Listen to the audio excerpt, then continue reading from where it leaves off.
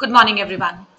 आज के सेशन में मैं डिस्कस करूंगी जेआरएफ एग्रोनॉमी 2023 के पेपर में पूछा हुआ एक न्यूमेरिकल सवाल। आप देख पा रहे होंगे ये 2023 जेआरएफ एग्रोनॉमी का क्वेश्चन पेपर है, ऑफिशियल क्वेश्चन पेपर। और मुझे जो सवाल आज की क्लास में डिस्कस करना है दैट इज अ न्यूमेरिकल। हालांकि मैंने इस न्यूमेरिकल को क्लास में ऑलरेडी डिस्कस किया है, बट आईजीकेवी सीटी पॉइंट ऑफ व्यू से भी ये न्यूमेरिकल इतना इंपॉर्टेंट है कि एक बार अगर और डिस्कशन हो जाए लास्ट मिनट में तो आपका क्विक रिवीजन भी हो जाएगा। So let me come to that particular question, very very important question. ये आप सवाल देख पा रहे होंगे, क्वेश्चन नंबर 34 है ना, ध्यान रखना।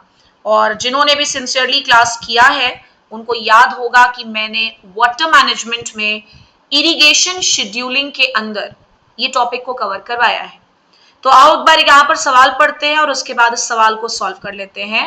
सवाल पूछ रहा है calculate the cumulative evaporation required for scheduling irrigation at 0.5 IW upon CPE ratio with 5 centimetres of irrigation water.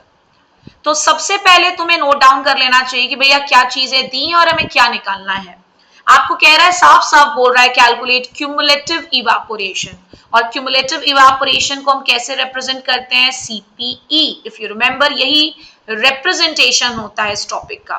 तो निकालने हमको CPE को कहा गया है।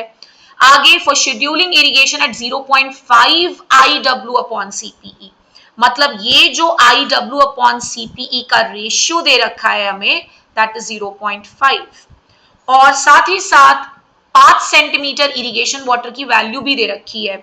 IW यहाँ पर मतलब क्या है? Irrigation water. CPE का मतलब क्या है? Cumulative pan evaporation. सो चलो भैया, हमको IW का वैल्यू भी दे दिया गया है 5, ठीक है। हमें CPE निकालना है, हम इसको x लिख रहे हैं, इज इक्वल्स टू 0.5।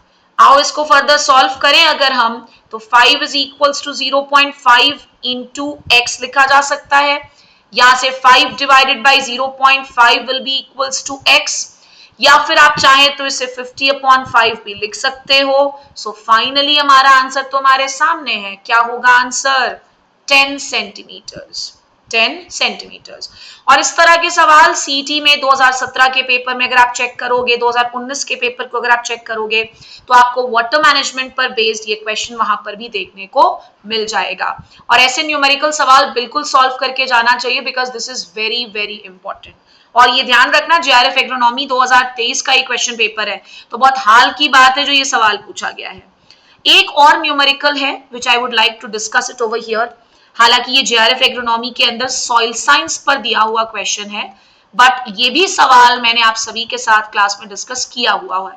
शायद इस बार आपको Mahatma Gandhi university of horticulture and forestry में या फिर आपको IGKV CET में देखने को ये सवाल मिल जाए। सो बस 2 सेकंड और ये सवाल आपके सामने होगा। हियर इज द क्वेश्चन, देखिए एक बार सवाल को। क्वेश्चन नंबर 113 दिख रहा है ना आप सभी को? देखिए सवाल क्या पूछा है। What will be the porosity when a soil have its bulk density and particle density of 1.50 and 2.65? तो आपको सवाल बोल रहा है पोरोसिटी परसेंटेज निकालने के लिए, ठीक है। क्या क्या दे रखा है? बल्क डेंसिटी दे दिया है 1.50, पार्टिकल डेंसिटी दे दिया है 2.65। अभी हाल में जेआरएफ का भी पेपर होगा, तो आपका कहीं ना कहीं सीटी के साथ साथ जेआरएफ और जेआरएफ जैसे बाकी एग्जाम्स का भी प्रिपरेशन होगा अगर आप इन सारे सेशंस को प्रॉपर्ली देखते हो। क्या पढ़ाया है मैंने आप सभी को? पोरोसिटी परसेंटेज निकालने का फॉर्मूला क्या है? अगर आपने सॉइल की क्लास ध्यान से पढ़ी होगी तो आपको पता होगा the formula is 1 minus bulk density upon particle density, और इस पूरे के पूरी वैल्यू को आप किससे गुणा करोगे? 100 से। जिन्होंने भी क्लास सीरियसली किया, अगर आपको याद होगा, मैंने ये सेम सवाल क्लास में करवाया था और वो सेम एग्जैक्टली सवाल, नंबर्स भी चेंज नहीं हुए हैं, जेआरएफ एग्रोनॉमी के पेपर में आपको नजर आ रहा है। तो भाई बल्क डेंसिटी की वैल्यू कितनी दी है? 1.50, ठीक है भाई। पार्टिकल डेंसिटी कितना दिया है? 2.65। इसको आपको सॉल्व करना होगा, तो सॉल्व करेंगे और मुझे जरूर से कमेंट में आंसर्स को बताएंगे। So that was all for today's session. Next session में जल्दी मिलूंगी। टिल देन पढ़ते रहें। Thank you so much.